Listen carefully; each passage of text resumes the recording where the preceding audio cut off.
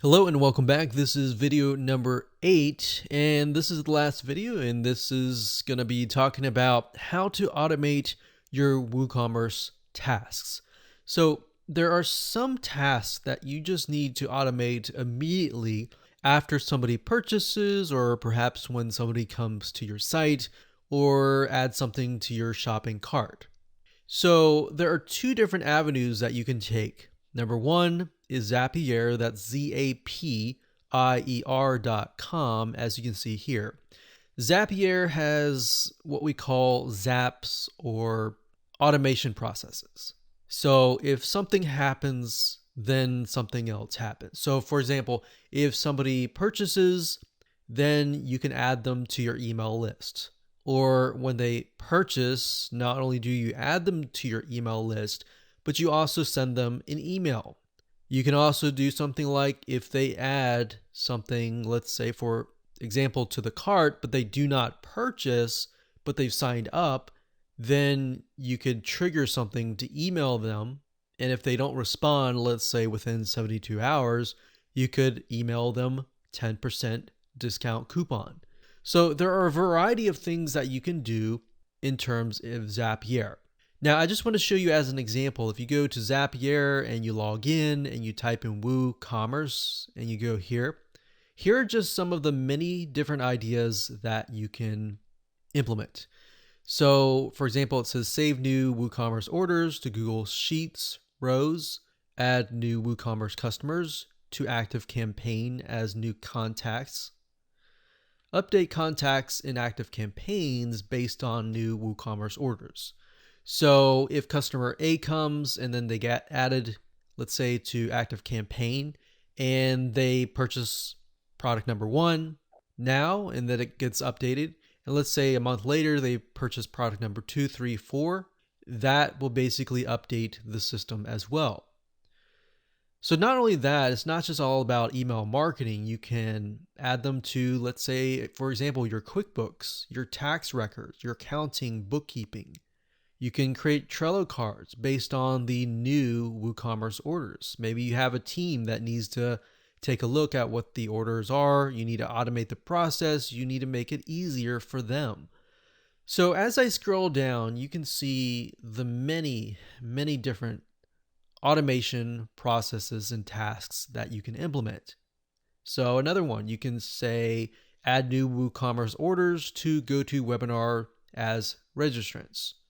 So if we keep scrolling down, you can see there are hundreds of zaps or automation tasks just for WooCommerce. Now, in addition to Zapier.com, there is another plugin, an actual WordPress plugin. So Zapier is not a plugin, it's actually a website, a SaaS platform, as you would say. But if you wanted to do more than that, there's a nice little plugin called the Uncanny Automator WordPress plugin. And this plugin is something that you would install directly into your WordPress platform. So Zapier, on the other hand, would work outside of your WordPress site. So for example, as you can see here, the Uncanny Automator, the reason why it's really unique is because it integrates with a lot of different WordPress plugins that are not inside of Zapier. So as you can see, you can automate all of these between each other.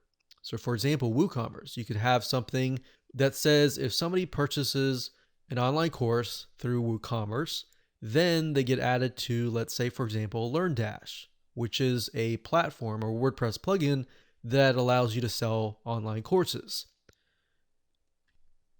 Now, to just give you some ideas here, if we go to all triggers and actions, if we scroll down here, you can see that there are a variety of different triggers. So a trigger means something that happens beforehand before something else can happen. So if this happens, then do this. So that's what a trigger is. And then the action is what happens after the trigger initiates. So we have Gamma Press, we have Gravity Forms, and more. So for example, you could say, okay, if somebody fills out a form, Gravity Forms, and you have that WordPress plugin, you could say if a user submits a form, or a user submits a form that contains a very specific value, then do this or do that. Maybe add them to an online course, or maybe add them to your membership site, or maybe create a pop-up or add them to your events calendar. There's so many different triggers and actions that you can create with the Uncanny Automator. This is a WordPress plugin that we've tested and we've really liked, and it's definitely worth it. Now, in terms of cost, if you go here to the main site, you click on Buy Automator, you can see that there are a variety of recipes that you can create. Now, the main difference between Zapier.com and this plugin is that with this plugin, you can create unlimited actions and unlimited recipes. With Zapier, on the other hand, you do have a limited amount of what we call zaps or trigger and actions. So with this one, you can create unlimited, whereas with the Zapier, you have a limit of that. But on the other hand, Zapier also provides access to over 1,500 apps, whereas the Uncanny Automator really focuses and hones in on WordPress plugins. So these two systems we highly recommend. We've used, we've tested, and we've really enjoyed using them. There are many other sites out there that do this kinds of things, but we've really narrowed it down to these two sites. And you can access the Uncanny Automator by going to automatorplugin.com. That's automatorplugin.com. Or you can simply go to google.com and do a search for the Uncanny Automator.